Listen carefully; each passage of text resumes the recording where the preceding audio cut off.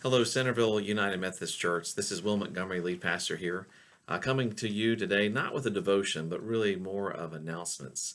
I touched on a few of these announcements this past Sunday, very briefly, but I want to expand on them, and also want to share some announcements that I didn't make this Sunday, but still want to bring to your attention.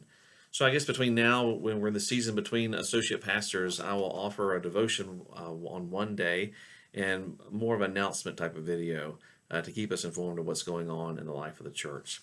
So this past Sunday, I did mention very briefly that we're having a town hall meeting on Tuesday, uh, June 16th at 7 o'clock. Now, this is a virtual town hall, which means in order to attend, you need to call the church office or send our office manager, Cindy Osborne, an email. And her email address is COSBORN, as in Cindy Osborne, at centerville-umc.org.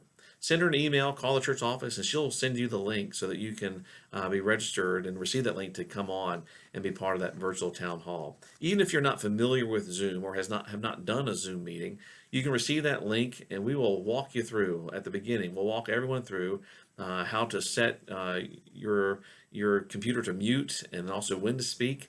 And also how to respond. And so don't let that intimidate you. If you've not been part of Zoom, we want you to still be part of this virtual town hall.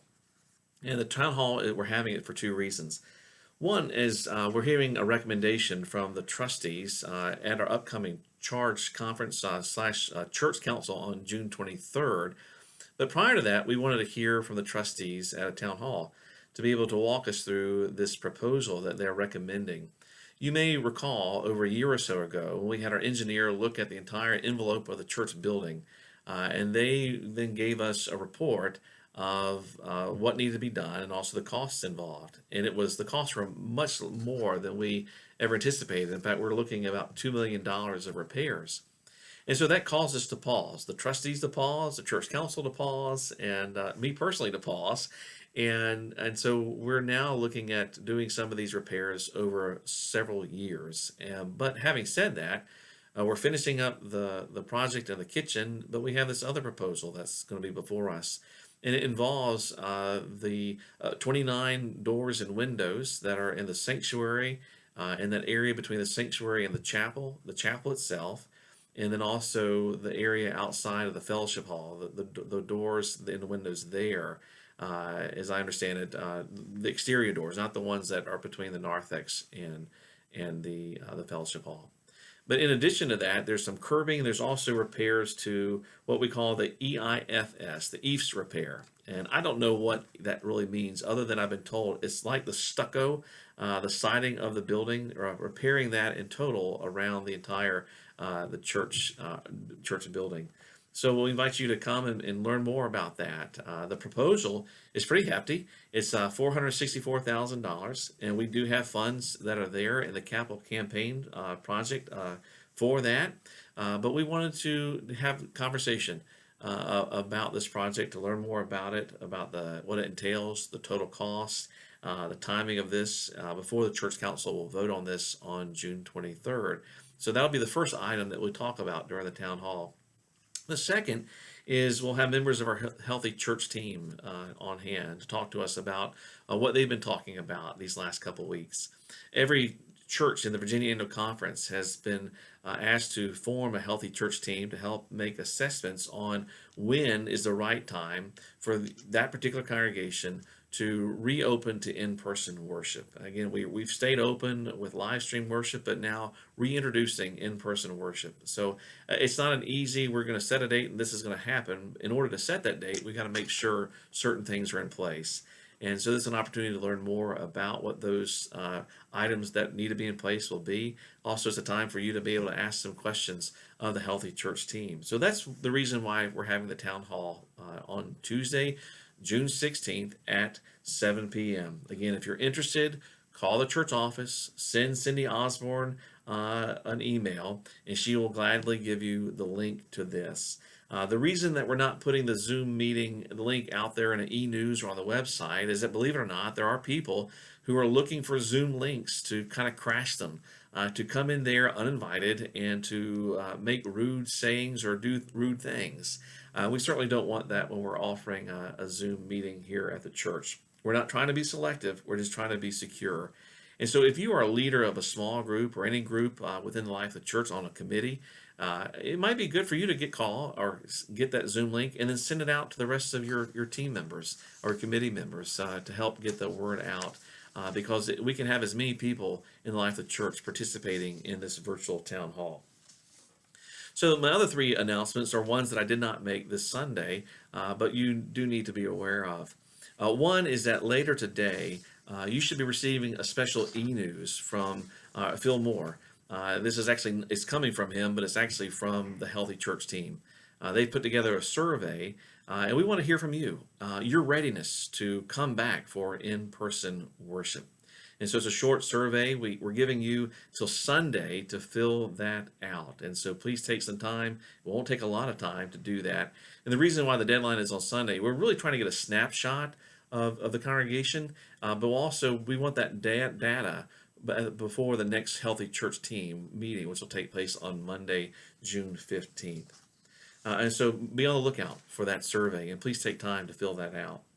The second new announcement is really in response to what our nation has been experiencing these past couple of weeks. Sadly, we've grown accustomed to seeing something happen in our country, like a black man killed while in police custody, or when statues are proposed to come down, and there's protests, as what we experienced in Charlottesville a couple of years ago. And so what we've seen is an event happen, some protests taking place, a lot of attention, a lot of dialogue, and then it kind of goes away. And so the executive committee, which has been meeting every Thursday in the last month, we talked about the importance of keeping the dialogue ongoing beyond the news events of this week. And so we thought moving forward, it would be good come August that we would establish what we call a social justice team. Now, we'll come up with a different name for that. But basically, it'll be a group within our church to help the conversation continue on as we seek to deal with the sin of racism, as we seek to advocate for racial justice issues. And so that'll be an opportunity to come together, to be part of that team, to share conversation, to make recommendations to the church total on books that we might find helpful, also to advocate and to be in conversation with county officials and state officials as well. And so if you'd like to be part of that team, I invite you to send me an email and let me know of your interest. Again, we'll be putting that team together sometime in August, but wanted you to be aware of that now, to be in prayer for that as we continue to be a church that wants to respond to this sin of racism in our country. And my email is wmontgomery@centerville-umc.org. I'd love to hear from you, especially if you're interested in being part of this social justice team. And the last announcement that I want to offer to you is really an announcement about what you can expect on Sundays in the next 4 Sundays. I'm looking at doing a sermon series on the wilderness. How I wanted to offer a series on calling it Reboot or Refresh or Renew, to kind of all about getting geared up for when we can return for in-person worship. But that seems too premature. And so I didn't want to have this wonderful build up and then, we've got to wait for a few more weeks before we can come back. And so you've been hearing me and Pastor Ellen talk about or refer to in devotions and on Sunday mornings, the wilderness experience of the Israelites, wandering, journeying for that season in their life. And so I'm going to be drawing from that journey that the Israelites had as they wandered in the wilderness under the leadership of Moses. They left Egypt, and before they got to the promised land, they journeyed in the wilderness for a long time, 40 years we hear. And we learn from them that they desired at times to return to Egypt. As bad as that was, they desired to return to what they knew. And while they were in the wilderness, they cried out to God, not just every once in a while, but they cried out to God a lot. And even when they got close to the promised land, so close to see it, they decided not to enter it. Even with the promises of God, they chose not to go in. And as a result, 40 more years in the wilderness were they. As a church, we are in that place between what once was back in March and February and what will be. We are in that place as a denomination about what we are and what we will be come next year. And as a nation, we are there as we are well as we are between what is and what we dare to dream of with new beginnings. And chances are you're there personally, between who you were back in March and what life will be like for you come the fall. Whether personally or as a church and a nation, this time between in the wilderness, this time in between can be a wilderness moment for us. And not just a moment, but a season. And when we're there in the wilderness, it is an unsettling place. And yet it is here. It is here where we can cry out to God who is with us. It is here where we can mourn the loss of what once was. It is also where we can discover new ways of being and learn more about trusting in God, perhaps trusting in God more now than ever before, and relying upon God daily for what God can bring to us. It's also a place where hope, a renewed hope, emerges, and where we then need courage to step out in faith into the promises that God has for us. So I hope that you'll join us this Sunday and the Sundays and the rest of the Sundays in June and that first Sunday in July as we look to the story of the Exodus, looking at the journey of the wilderness and draw from that. Learn from what the people experience that we might learn from them. And we can see how God is with us as we are in that place from what once was and what will be for us personally, as a nation, and also as a church. I hope you'll join us on Sundays as we worship God together. Take care, and God bless you.